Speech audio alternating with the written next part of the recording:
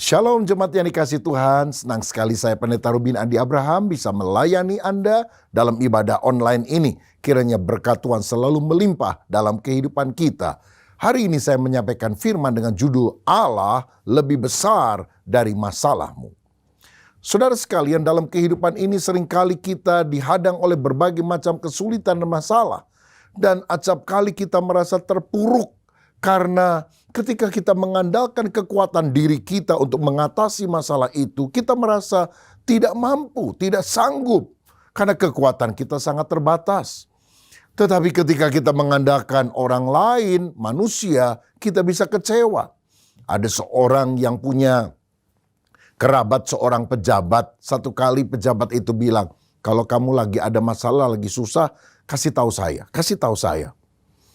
Lalu saudara, orang ini memang gak pernah mempergunakan kesempatan itu untuk minta tolong. Tapi satu kali ada masalah yang sangat berat dan dia telepon pejabat ini, kerabatnya. Ternyata gak ditolong, saudara. Aduh, dia kecewa. Dia bilang, waduh, pada dia ngomong, kalau ada masalah kasih tahu saya, kasih tahu saya.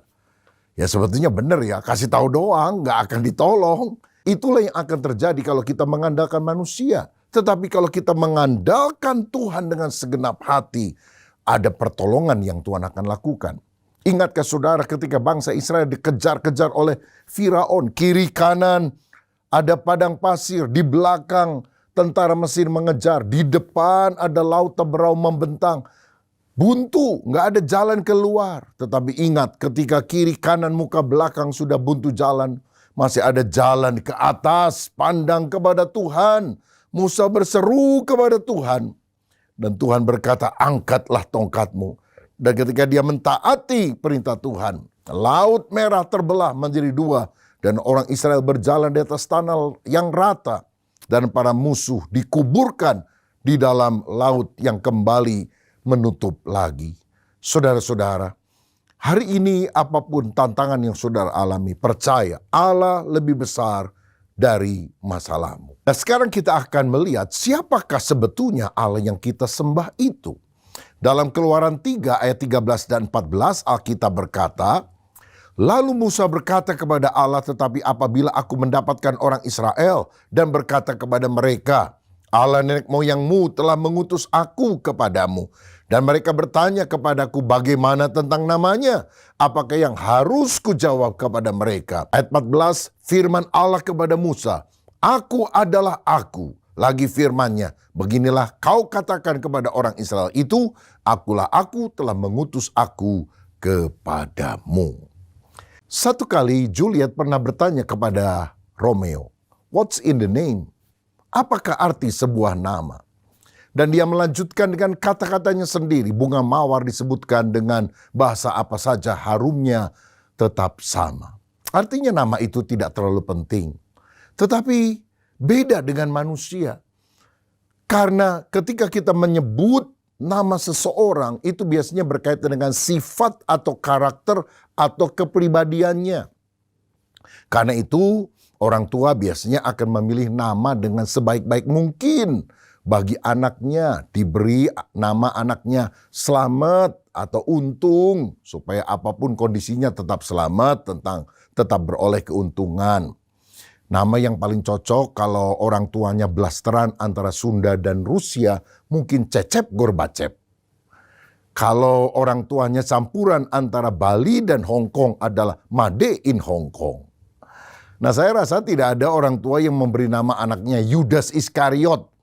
Sebab takut sikap pengkhianat itu ada di dalam diri anaknya. Bahkan orang yang merasa namanya kurang bagus, kemudian mengganti nama. Di kampung namanya Siminah, di kota pakai nama Mince misalnya. Agar hidupnya seindah namanya. Nama itu penting karena itu Alkitab menunjukkan ada perubahan nama yang pernah terjadi. Abram, Bapa yang mulia menjadi Abraham, Bapa banyak bangsa. Atau Yakub, pemegang tumit, menjadi Israel, pejuang Allah.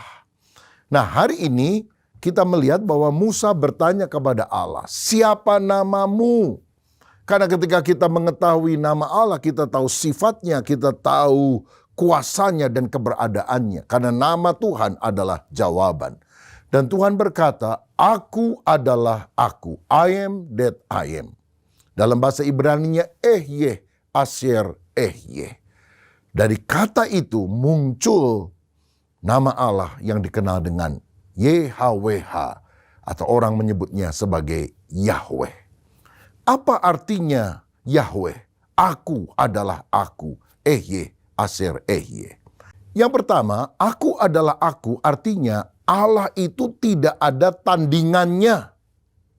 Satu kali ada seorang guru bertanya kepada para muridnya di kelas. Saya mau tanya kamu, tahu nggak jawabannya? Petani punya banyak, raja punya sedikit, Allah tidak punya. Murid-murid berpikir, apa ya? Petani punya banyak, raja punya sedikit, Allah nggak punya. Ada yang jawab, pacul. Petani punya banyak pacul, raja punya sedikit pacul, Allah kagak punya pacul. Guru bilang salah, Allah memiliki segalanya.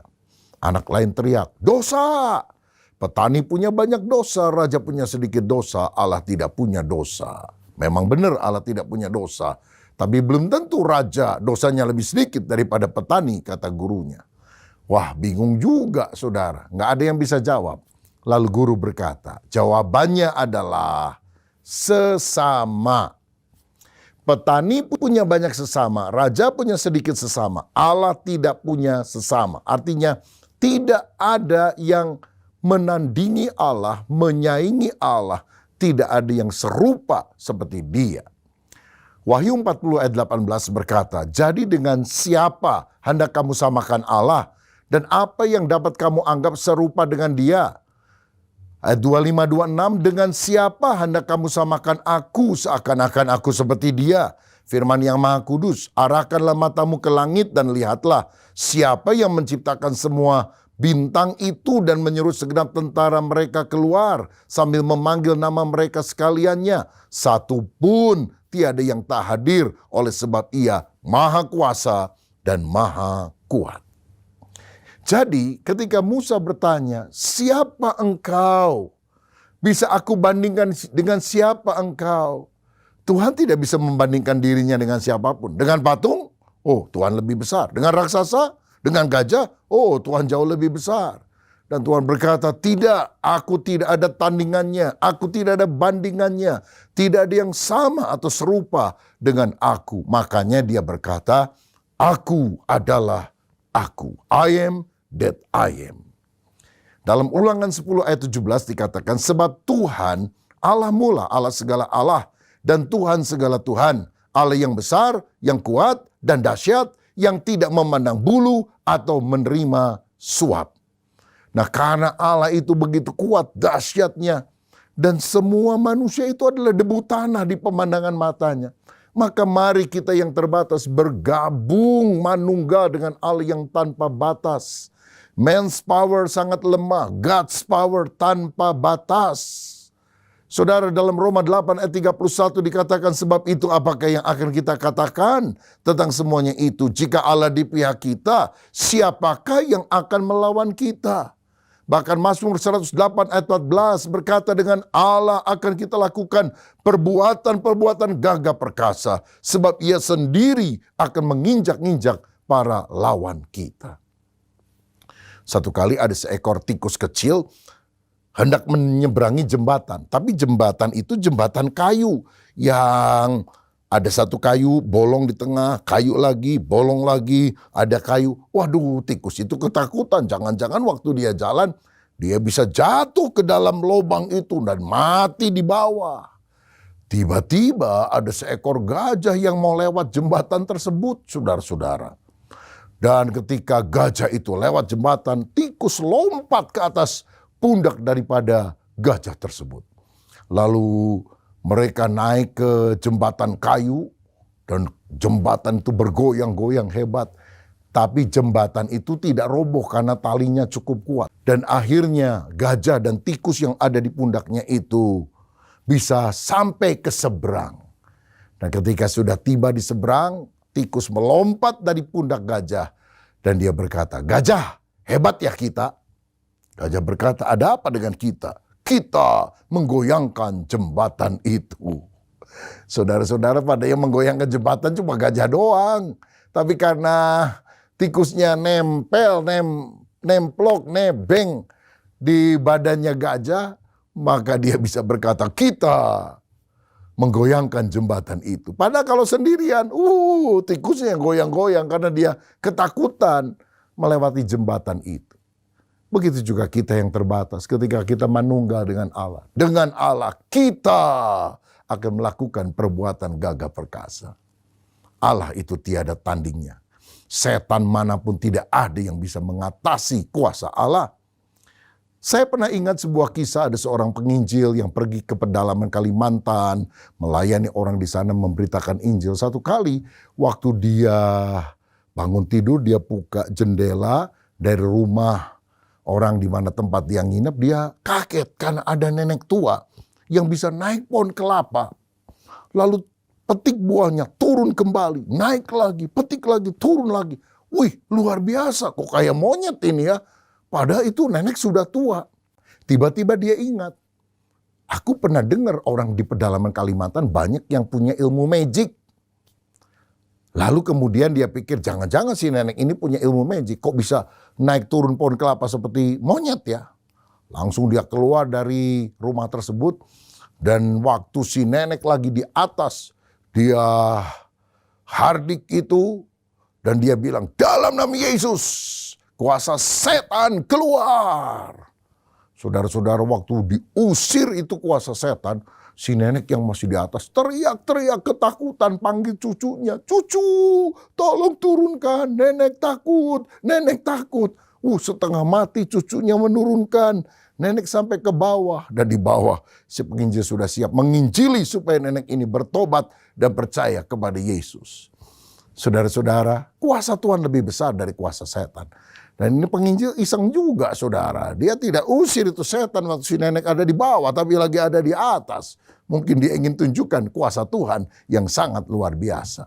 1 Yohanes 4 ayat 4 berkata, roh di dalam kita lebih besar dari roh yang ada di dalam dunia. God is greater than any problem you have. Allah lebih besar dari semua masalahmu. Karena itu andalkanlah Dia.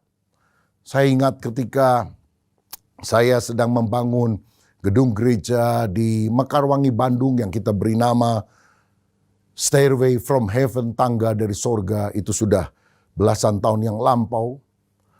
Nah, besoknya kita harus bayar kepada developer, tapi uangnya masih kurang 500 juta, saudara, waktu itu. Waduh, kita juga nggak punya duit. Bendara telepon sama saya, gimana Pak? Besok harus dibayar, tapi kurang 500 juta. Saya bilang, tanya dong sama ketua panitia. Dia telepon ketua panitia, nggak lama ketua panitianya telepon saya. Pak, bendahara telepon saya, kurang 500 juta. Gimana ya? Lah, tadi dia telepon saya suruh telepon Bapak, kok Bapak telepon saya. Ya udah kita doa saja. Tapi pernahkah kita mengalami 1 bulan tidak bisa bayar? Ya sampai hari ini Yehova Jireh Allah sediakan. Hari itu saudara sekalian, saya mengundang mahasiswa Sekolah Tinggi Teologi Karisma yang saya dirikan, yang sekarang ada di Bandung, untuk makan siang di rumah sambil berkenalan kepada mahasiswa baru. Ketika kita lagi ngobrol-ngobrol, bel dipencet, pembantu bilang, Pak ada orang mau ketemu minta didoakan. Saya bilang sama istri saya, tolong tanya siapa dan apa keperluannya. Karena saya kan masih sama puluhan mahasiswa tersebut.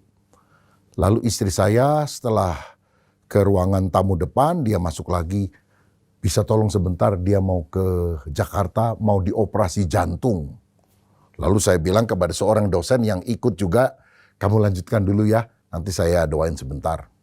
Saudara, lalu saya doakan orang ini, karena dia sakit jantung, mau di ring. Setelah amin selesai, waktu mau berdiri, tiba-tiba dia bilang, Pak, saya mau titip ya buat bendahara gereja. Dia minta cek kosong dari istrinya, blanko cek maksud saya. Lalu dia isi, dan kemudian setelah diisi tanda tangan dia serahkan kepada saya. Pak, saya udah janji mau kasih untuk pembangunan, tapi karena saya mau ke Jakarta nggak sempat saya berikan. Tolong titip ya Pak buat bendahara gereja. Saya bilang, aduh Bapak mau dioperasi, banyak biaya, nanti aja untuk pembangunan gampang lah, pulangnya aja kalau udah beres. Aduh, nggak bisa Pak, harus sekarang. Saya juga masih takut-takut nih, sudah dioperasi masih hidup atau enggak nih. Nanti utang saya sama Tuhan. Wah, percayalah Tuhan menyembuhkan, saya bilang. Akhirnya karena dia desak, ya udah saya terima cek tersebut. Dan waktu orangnya pulang, saya baca cek itu. Saudara tahu berapa jumlahnya? 500 juta rupiah. Persis seperti yang kita butuhkan. Dan saya bawa cek itu, saya kesaksian kepada para mahasiswa. Saya bilang ini tidak ada dipelajari di sekolah teologi. Ini hanya ada di dalam sekolah iman ketika kita berlutut minta tolong kepada Tuhan. Saya telepon ketua panitia pembangunan. Kurang berapa Pak? 500 juta. Ambil ceknya, ada di saya. Dari mana? Yehova Jireh, Allah sediakan. Allah lebih besar dari segala masalah kita. Ketika kita mau membangun proyek yang lain, yaitu di Sumarekon, The Journey, gereja dan juga Museum Kisah Alkitab Modern. Saudara, untuk memulai kita harus menanamkan tiang pancang. Dan sudah dihitung-hitung kira-kira 17 miliar. Berapa bulan saya menunda karena belum mau memulainya. Nggak ada duit, saudara. Sampai satu kali, waktu saya doa, Tuhan memberikan petunjuk di dalam hati. Jalan. Duitnya dari mana Tuhan? Tapi kekuatan dari Tuhan itu ada di dalam hati saya. Saya bilang, jalan. Apa yang pertama kita harus bayar? Tiang pancang, 17 miliar.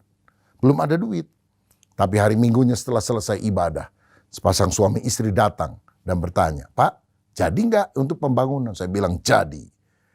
Apa yang pertama akan dilakukan? Tiang pancang. Berapa nilainya? 17 miliar. Mereka saling berpandangan dan kemudian mereka bilang, beberapa waktu yang lalu kami berdoa. Dan saya serta istri punya impresi yang sama. Apapun yang gereja lakukan pertama kali untuk pembangunan ini, kami yang harus melunasinya.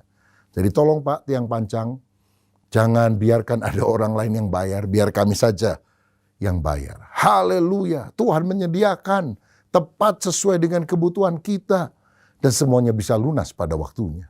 Saudara, andalkan Tuhan, percayakan hidup kepadanya. Terkutuklah orang yang mengandalkan manusia, tapi diberkatilah orang yang mengandalkan Allah. Makanya kita harus mengalami kebesaran Tuhan. Bukan cuma dengar dari katanya orang. Katanya Tuhan hebat, katanya Tuhan menyembuhkan, katanya Tuhan memberkati. Nyatanya, faktanya, saya belum ngalami. Ini kan seperti pengamen cilik yang nyanyi di pinggir jalan. Bintang kecil katanya di langit yang biru katanya. Amat banyak katanya menghias angkasa katanya. Loh, kenapa dia selalu tambah dengan katanya? Karena ternyata dia buta. Bintang kecil atau besar dia nggak pernah lihat katanya. Di langit yang biru. Apa di langit biru, langit gelap dia juga nggak pernah lihat. Banyak orang Kristen katanya. Tapi Tuhan ingin kita mengalami faktanya, nyatanya Tuhan itu hidup. Itulah sebabnya Amsal 3 ayat 5 berkata, percayalah kepada Tuhan dengan segenap hatimu dan jangan bersandar kepada pengertianmu sendiri. Tahukah saudara, dosa yang terbesar adalah dosa tidak percaya kepada Allah. Mengapa kita bisa percaya kepada manusia tapi tidak percaya kepada Allah? Kalau saudara sakit, saudara pergi ke seorang dokter, saudara cuma lihat pelang namanya, dokter pribadi. Pada kepribadiannya juga kita nggak pernah kenal. Kita mau aja disuntik, kita mau aja dikasih obat. Bahkan kalau perlu kita ke rumah sakit dibius. Gimana waktu kita dibius nggak sadar? Dia bukan pakai pisau bedah, pakai pisau dapur, saudara-saudara. Nah, tapi kita percaya betul kepada dokter. Kenapa kepada Yesus, dokter di atas segala dokter, kita nggak percaya? Saudara, kalau dokter bilang, kamu sakit, langsung stres. Pada Alkitab berkata, oleh bilur Yesus, kamu sudah sembuh. Mengapa kita tidak percaya perkataan firman? Saya mau bilang, diagnosa dokter adalah kenyataan. Tapi firman Tuhan adalah kebenaran. Dan kebenaran lebih tinggi daripada kenyataan. Dan kalau kita memperkatakan kebenaran, kita akan mengalami mujizat Tuhan dalam kehidupan. Jadi aku adalah aku, artinya aku adalah Allah yang tiada tandingannya. Yang kedua, aku adalah aku, artinya aku adalah Allah yang berdaulat. Allah itu berdaulat. Aku bertindak menurut pertimbanganku, kebijaksanaanku. Jangan tanya mengapa, why. Itu adalah hak mutlakku. Kadang-kadang waktu kita mengalami problema, kita menyalahkan Tuhan. Kenapa begini, kenapa begitu? Kita menggurui Tuhan, mestinya begini Tuhan. Seakan-akan kita lebih pintar daripada Dia.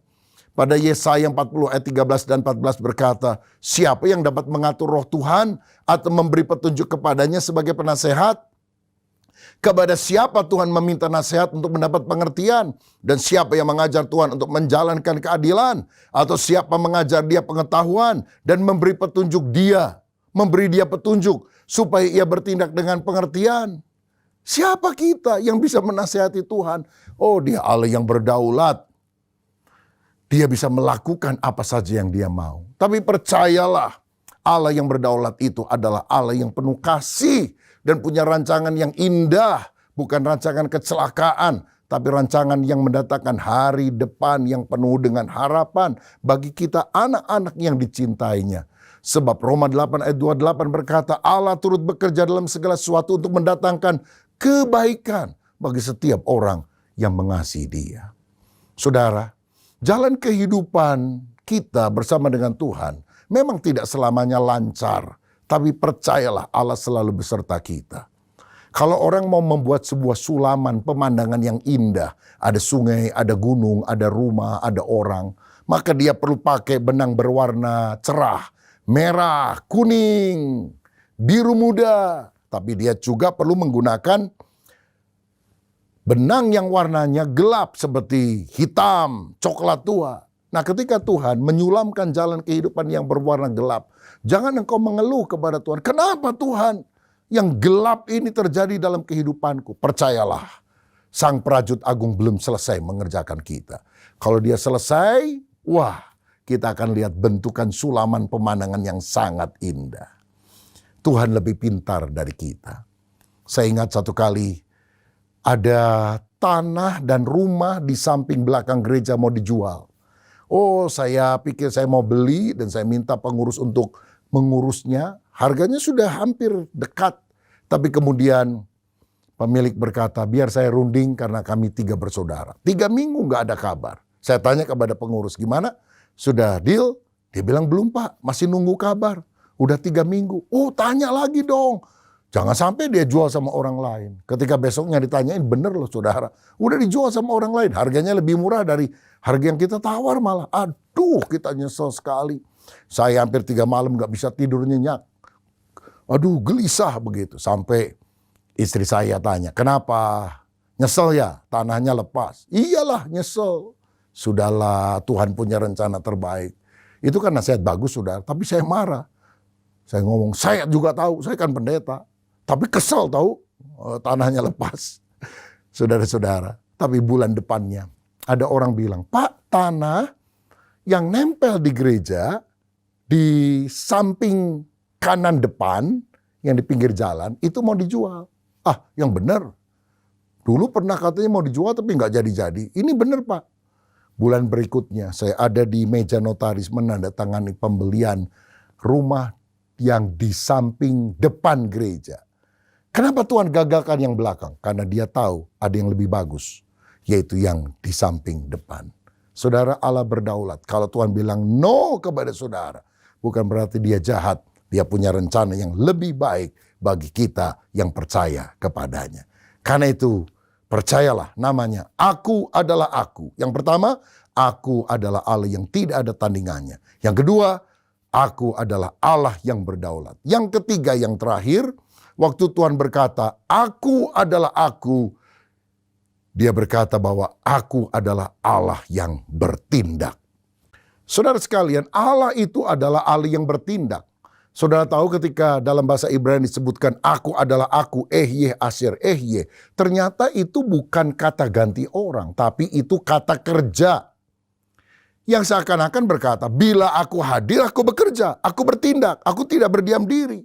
Itulah makna daripada Yahweh, Allah yang bertindak. Allah itu tidak pasif, Allah tidak diam saja duduk di singgasananya, tapi Dia aktif, Dia dinamis, Dia bisa bekerja, bergerak dengan cara yang luar biasa. Tahun 1985, Saya memimpin pujian di Stadion Utama Senayan, Jakarta. Gelora Bung Karno. Puluhan ribu orang hadir malam itu. Usia saya masih 20 sekian, saudara sekalian. Dan waktu kita nyanyi dalam KKR besar tersebut, tiba-tiba saya lihat ketika kita nyanyi satu lagu, ada orang di daerah sana seperti nyanyi lagu lain. Ya. Dalam nama Yesus ada kesembuhan. Saya pikir, loh, kenapa ada tandingan ini orang nyanyi-nyanyi. Ternyata ada orang, waktu kita lagi nyanyi-nyanyi, saudara, tadinya dia lumpuh, maksudnya pakai kayu penopang, krek gitu ya. Dan harus jalan pelan-pelan. Tiba-tiba waktu kita nyanyi, dia lempar tongkatnya.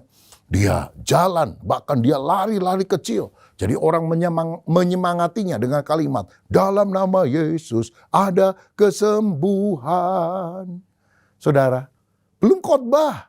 Pendeta yang mesti khotbah belum melayani, belum ada doa kesembuhan dipanjatkan. Waktu kita memuliakan Tuhan, Allah hadir. Dan kalau Allah hadir, dia bertindak. Ada kesembuhan, ada mujizat, ada pertobatan. Itu sebabnya setiap kali kita beribadah, muliakan dia. Izinkan Allah hadir menjamah hidup kita. Dan kalau dia menjamah, segala berkat, kesembuhan, pertobatan, keselamatan dia berikan kepada kita. Ada sebuah cerita. Seorang bapak pulang dari luar negeri, dua anak yang masih kecil menyambut. Yang pertama bilang, hore, papa datang. Oh, papa taruh kopernya yang besar-besar dari luar negeri dan siap untuk menyambut anaknya. Tiba-tiba anaknya itu memeluk, merangkul koper papa. Lalu buka koper, dia cari mainan, dia cari coklat. Hore, ada mainan buat saya. Papanya tertegun, tapi anak kecil lari berkata, hore, papa datang. Dan dia lari cium papanya. Dan dia bilang, selamat datang papa. Papanya terharu. Kamu pengen apa nak? Kamu pengen mainan? Oleh-oleh? Enggak, saya hanya ingin papa ada di rumah. Oh, hati papa mana yang tidak tergetar mendengar ucapan semacam itu. Dan papanya kemudian bilang, walaupun kamu enggak minta, di koper yang satunya lebih banyak mainan, lebih banyak oleh-oleh untuk kamu.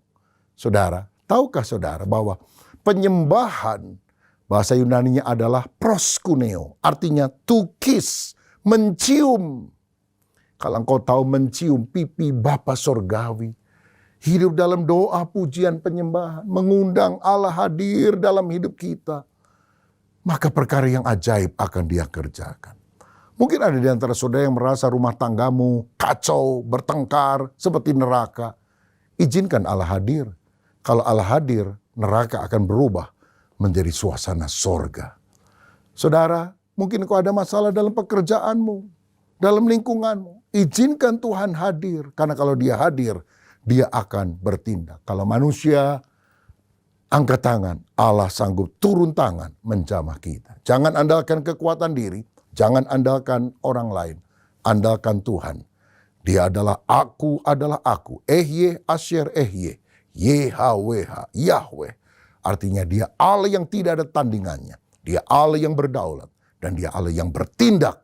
Menyatakan kuasa, mujizat bagi kita yang percaya. Siapa yang hari ini datang dengan beban, persoalan, masalah yang besar.